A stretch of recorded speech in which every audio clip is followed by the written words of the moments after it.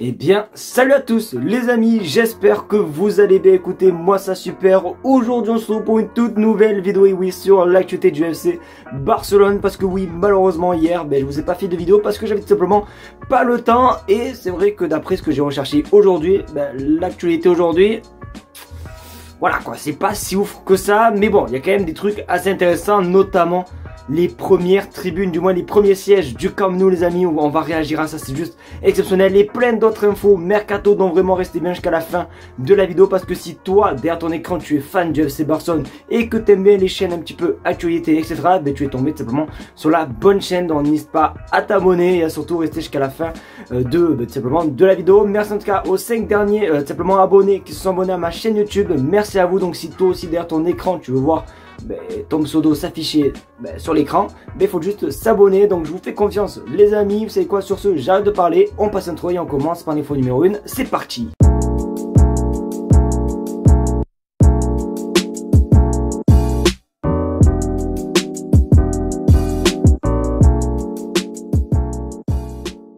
En ce moment on fait que commencer les vidéos par ça, et vous savez quoi, on va encore continuer, parce que oui, on va encore parler de la rénovation du Camp Nou. C'est vrai qu'à chaque fois on est un petit peu, on va pas se mentir, on est un petit peu négatif concernant le retour du Camp Nou en fin d'année. Et peut-être, ça va être peut-être le cas, parce que il y a vraiment une vidéo aujourd'hui qui est sortie, qui est plutôt assez intéressante. C'est quoi? Regardez la vidéo, on se retrouve juste après.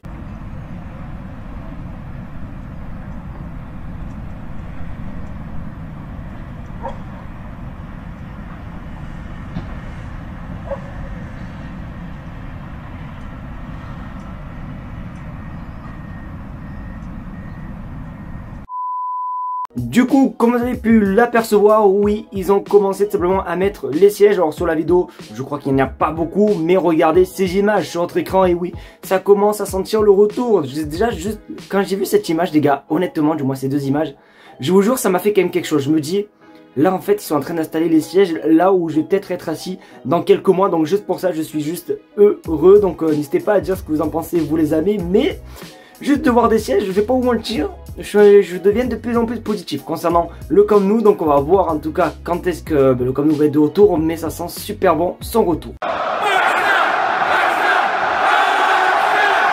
En parlant de retour, il n'y a pas que le Camp Nou qui est bientôt de retour, mais aussi un joueur les amis qui vous tient énormément à cœur, parce que ça va faire bientôt un an, dans un mois ça va faire un an qu'il est blessé et devrait faire son retour bientôt, du moins dans exactement une semaine et demie. On va parler de Gavi, parce que pour ceux qui ne savent pas, il s'est blessé en novembre 2023 avec simplement la sélection espagnole, et du coup il s'apprête simplement à faire son retour, et c'est pour bientôt. Regarde ton écran, Gavi devrait être de retour juste après la trêve internationale. Hansi Flick envisage de le réintégrer contre le FC Séville le 20 octobre, et ça fait plaisir. Alors je pense pas qu'il va jouer des matchs, parce que voilà, Ansu Fati qui aurait de blessure, et regardez, Ansu Fati ne joue que quelques minutes, mais c'est quand même assez cool de se dire que Gavi est de retour tout simplement prochainement sur le terrain. Parce qu'on va pas se mentir, je trouve que depuis la perte de Gavi, on a eu la chance de découvrir un petit Fermin Lopez etc, mais je trouve que ça manquait un petit peu de nervosité, ça manquait vraiment, tu vois, je sais pas comment vous dire. Gavi en fait il a ce caractère, ça manquait de caractère je trouve sur le terrain avec tout simplement Xavi. Là ça va un petit peu mieux je trouve avec Hansi Flick, mais je trouve que Gavi interprétait bien ce petit caractère qui était plutôt pas mal. Donc juste de savoir qu'il va revenir et très bientôt, franchement ça fait énormément plaisir. N'hésitez pas à me dire ce que vous pensez les gars dans les commentaires concernant son retour.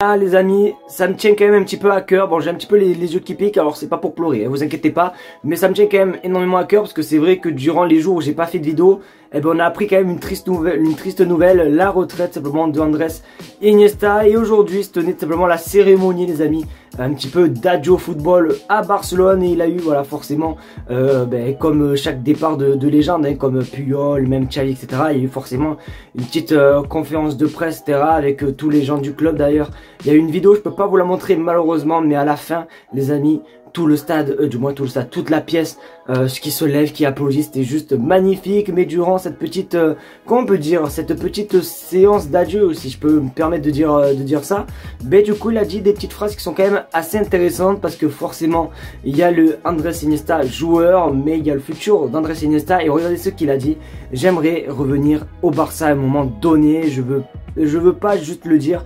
Quand je pourrais faire ce que j'ai fait en tant que joueur dans un autre rôle au club, je serais ravi. Et d'ailleurs, actuellement, il a dit qu'il passait ses diplômes d'entraîneur. Donc peut-être, pourquoi pas prochainement le voir, par exemple, au staff, etc. Comme par exemple, simplement, Thiago Alcantara, qui devrait normalement revenir, lui, en janvier. Et honnêtement, ça fait énormément plaisir. Et c'est vrai quand même que, bon, j'ai pas pu réagir, puisque comme j'ai dit, le jour, je crois, où il a annoncé, malheureusement, j'étais pas du tout présent à vous faire des vidéos. Mais c'est vrai quand même, ça fait quelque chose de savoir quand Iniesta part maintenant, c'est quand même un bout d'histoire du Barça qui part. Donc honnêtement, ça fait toujours assez mal, mais en tout cas, comme il a dit, il reviendra au FC Barcelone et ça, j'en suis sûr et certain.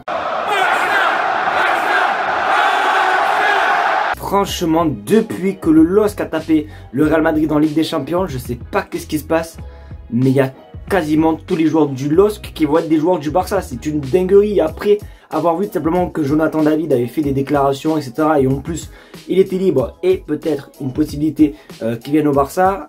Ok, il y avait déjà ce joueur. Ensuite, on a vu Edon Zegrova qui avait dit que son rêve c'était de jouer au Barça et qu'il ne s'arrêtera pas tant qu'il n'a pas réalisé son rêve. Donc il y a ça aussi. Et du coup, maintenant, le Barça est intéressé par un joueur du LOSC aussi également, car regarde ton écran, le FC Barcelone cible Thiago Santos. Le club voudrait un concurrent à Jules Koundé, car oui, pour ceux qui ne le savent pas, ce Thiago Santos est tout simplement un latéral, tout simplement droit du LOSC, un latéral droit portugais de seulement 22 ans. C'est un joueur assez essentiel, je crois, pour le LOSC. Alors, je ne veux pas faire le puriste du football, mais je le connais pas des masses, mais je sais, voilà, c'est vraiment ce genre de défenseur rapide, etc. Et honnêtement, c'est quand même une bonne idée, tu vois, pour un petit peu essayer de calmer Jules Koundé, parce que je pense que Jules Koundé, lui, c'est vraiment lui qui va te faire quasiment tous les matchs. Donc pour soulager un petit peu un Jules Koundé, ça peut être plutôt pas mal, même si on a Hector Fort, mais honnêtement, je trouve qu'Hector Fort est plutôt pas mal sur le côté gauche. Donc c'est vrai que ça peut être cool d'avoir un autre défenseur droit, mais j'ai peur, je sais pas pourquoi, Thiago Santos, je sais pas pourquoi dans ma tête je repense à Serge Nodeste. Serge Nodeste, le plus gros flop, on va pas se mentir, de défenseur droit. J'ai peur que ça devienne un petit peu comme lui, tu vois, parce que quand on l'a recruté, Serge Nodeste, c'était quoi? C'était un jeune, pareil, technique, rapide, etc. Mais honnêtement, voilà quoi, on va pas se mentir qu'il était claqué au sol. Donc du coup, on va voir comment ça se passait. N'hésitez pas à me dire ce que vous pensez, ce que vous trouvez ça quand même assez ouf que le Barça ait autant de vues sur des joueurs du LOSC ou pas. N'hésitez pas à tout me dire dans les commentaires. Les amis, c'est déjà la fin de cette vidéo, j'espère qu'en tout cas elle t'aura plu. Si c'est le cas, n'hésite pas à me le faire savoir, mettre un maximum de pouces bleus, à partir de la chaîne YouTube et surtout t'abonner, parce que comme j'ai dit dans l'intro, ceux qui s'abonnent seront tout simplement affichés sur l'écran. Donc vraiment, si tu veux vraiment avoir ton blaze, en plus ça peut vraiment t'aider si un jour tu veux une petite pub, etc. Honnêtement, ça peut être plutôt pas mal. Alors par contre, je vais pas non plus afficher des noms par exemple qui sont pas bien, voilà, ou qui a un problème et tout dans leur blaze, mais forcément les blazes qui sont normaux, qui ont une chaîne YouTube, etc. C'est avec grand plaisir, donc n'hésitez pas à vous abonner. En tout cas, passez une très bonne fin de soirée. On se dit à demain pour une vidéo actualité. Tchuss.